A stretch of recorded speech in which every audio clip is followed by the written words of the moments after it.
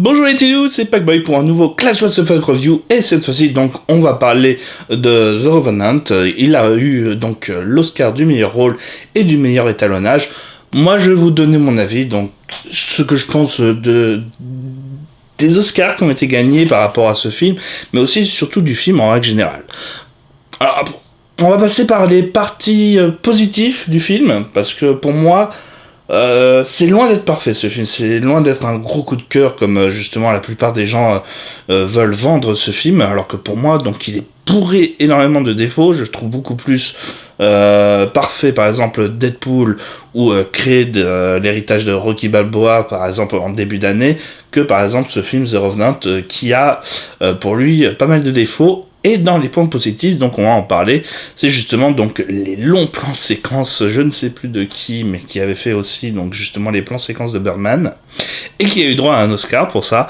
Et donc ça pour moi, c'est le meilleur aspect justement du film, qui fait que justement on se plonge dedans le film, et justement avec les deux grands plans séquences du film, et qui sont magnifiques. Le premier, c'est donc la bataille entre les Indiens et justement les Cowboys d'Amérique en intro du film, et enfin la seconde, c'est bien entendu le combat contre l'ours. Tout le monde me dira, voilà, cette scène est complètement réussie, et ça, personne ne pourra contredire justement ces choix-là. D'ailleurs, pour moi, je considère que l'ours mérite plus le car que Leonardo DiCaprio. Je vous expliquerai pourquoi tout à l'heure, avec des arguments, bien entendu, ne vous inquiétez pas. Je suis pas un hater de DiCaprio. Dans les autres points forts justement du film, ce qu'on pourrait lui dire, c'est que pour lui, il a une histoire avec, on va dire, des personnages qui sont censés être puissants. Bon. On va voir d'ailleurs dans les aspects négatifs que justement c'est un petit peu détruit, mais on va dire il y a deux personnages qui en ressortent que j'ai beaucoup apprécié. C'est le gamin donc qui devait s'occuper de DiCaprio, et pour moi donc le méchant Tom Hardy, même s'il fait son Tom Hardy un petit peu, qui a une certaine présence, une certaine animosité que j'ai trouvé véritablement plaisante dans le film, et qui justement donc contrastait un petit peu avec ce côté on va dire beaucoup trop gentil du film. Voilà donc les aspects positifs, il n'y en a pas beaucoup. Donc je vais passer aux aspects négatifs, et ce qui explique pourquoi donc pour moi c'est vraiment une grosse déception ce film, même si justement donc la mise en scène et tout fait qu'on trouve ça joli, la réalisation est magnifique, et elle est puissante, et elle porte le film à elle seule. Mais derrière, on a tous les autres défauts qui fait que justement le film heureusement a cette mise en scène vraiment originale, ses plans séquences à lui, parce que sinon ce film aurait été une catastrophe de A à Z. Pourquoi ? Alors maintenant je vais vous expliquer.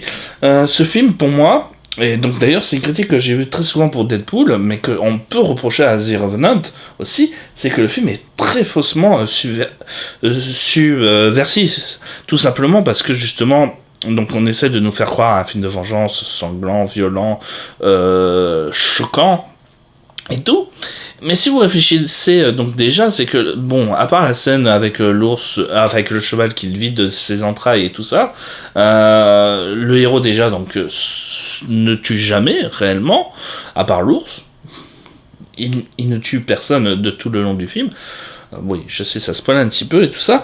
Il y a une certaine morale beaucoup trop catéchisme, avec justement donc ces passages où il va dans des églises et tout ça, et vous voyez beaucoup de métaphores sur l'église et sur Jésus avec l'histoire du pardon et tout ça, et donc ça rapporte encore plus ce côté donc justement là où on veut proposer un film subversif, violent, choquant et tout ça.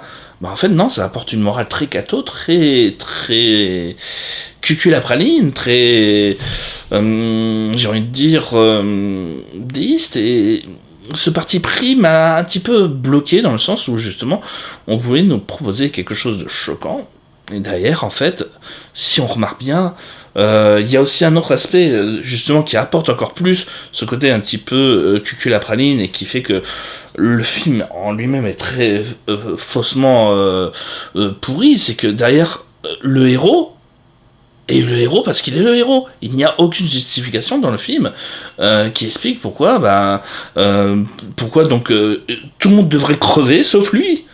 Et le chef, en commandant, dit tiens, il faut essayer de le sauver, il faut essayer de lui faire les honneurs. Il y a le méchant qui lui dit concrètement hey, quand même, il est censé nous protéger, il y a déjà au moins plus de 40 morts, alors arrêtez de le surprotéger. Et il a pas tort. Il a pas tort. Moi je dis, l'autre il lui dit non, mais il nous a sauvés plus d'une fois. Et sans lui, on peut pas s'en sortir. Et derrière, vous allez l'abandonner, vous allez pouvoir vous en sortir. Donc, il n'y a aucune justification, mais derrière, tout le monde est prêt à tuer pour DiCaprio. C'est choquant.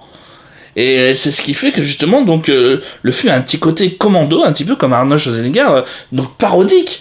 Parce que derrière, en fait, entre tous les personnages qui veulent sauver DiCaprio, tout ça, donc sans aucune justification autre que c'est le héros du film, et aussi avec le second aspect du film, où justement on remarque plus ou moins dans le film, à part le combat contre l'ours, qu'il peut limite rester debout, personne ne le vise, alors que tout le monde est one shot d'un coup.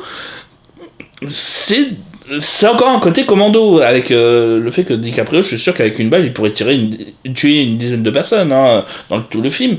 Parce que il y a ce côté un petit peu caricatural, justement, et cet aspect qu'on veut à tout prix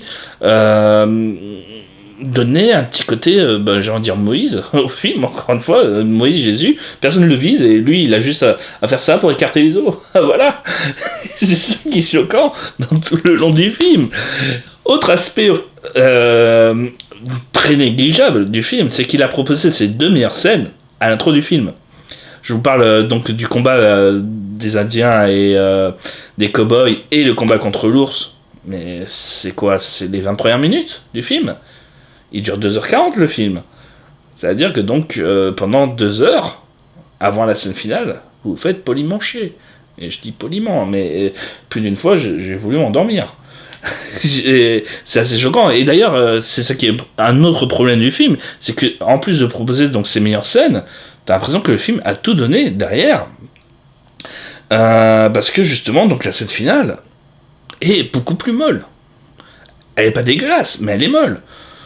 Elle est molle et elle n'apporte véritablement pas grand chose, puisqu'au final, voilà, quand vous verrez la résolution, toutes les promesses qui nous sont données de ce film et qui se voulaient subversifs sont carrément tombées à plat. Autre chose qui justement m'a choqué dans la prestation de DiCaprio, enfin non, plutôt dans son discours avec le fait qu'ils ont tourné un petit peu dans des milieux naturels. Le petit premier temps, c'est que c'est bourré de CGI. Ils ont bourré de CGI un milieu naturel magnifique. Juste des fois pour rien faire. À part peut-être faire des petites métaphores à la con, mais par exemple, DiCaprio qui voit une chute de neige tomber totalement CGI, ça sert à quoi? L'ours aussi, ça se voit que c'est totalement CGI, c'est choquant, mais voilà, les CGI se voient un petit peu trop et cachent justement le décor naturel qui est censé être magnifique et apporter un petit côté vrai justement au film. Là, on a l'impression de voir un blockbuster lambda à la Emmerich, à la Independence Day et tout ça. Donc ça détruit même le côté, j'ai envie de dire, film d'auteur du film.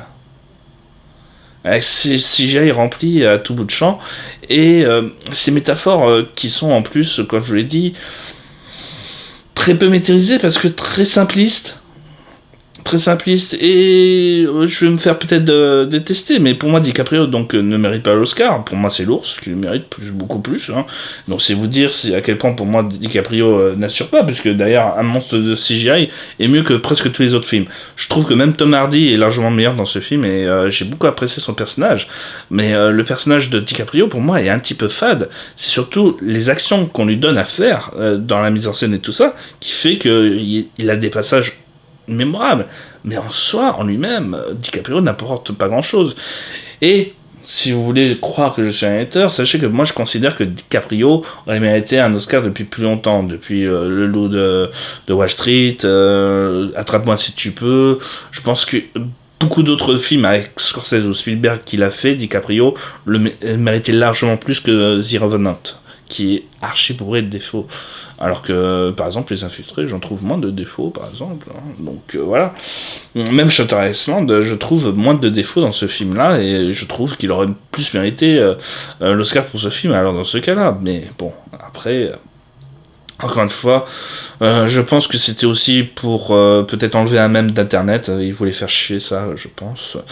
Et voilà, mais en soi, pour moi, donc le film et même le personnage principal qu'on suit tout le long du film est raté. En règle générale, on se fait carrément chier tout le long du film et on essaie de supporter les choses. Mais comme je vous l'ai dit, la réalisation est franchement magnifique. Du peu des décors qui ne sont pas faits de CGI sont magnifiques. On a quand même cette impression d'histoire de vengeance terriblement simpliste, mais efficace. Donc, on peut passer encore un bon moment, j'ai envie de dire, mais 40, voire 50 minutes en moins, pour ce que ça raconte, voire même 1 heure peut-être, n'aurait pas été de refus. Sérieusement, un film de vengeance qui dure plus de 2 heures, d'habitude, c'est souvent en plus des scénarios très légers, les films de vengeance, donc faire un film d'1h30, c'est beaucoup plus logique, j'ai envie de dire. Et il n'apporte rien de plus au genre, donc c'est pas vraiment un film exceptionnel à voir. Hein. Pour vous donner une idée, je lui donne à peu près 3, 3,5 sur 5. Pas plus. Voilà. J'espère que vous aurez aimé ma critique, que vous aurez vu justement donc pourquoi je ne ressens pas les mêmes choses pour The Revenant. Laissez un commentaire, moi j'hésite pas à discuter avec vous dans les commentaires, ça me fait plaisir, tant que justement ça reste cordial. Faites-vous plaisir et moi je vous dis à la prochaine.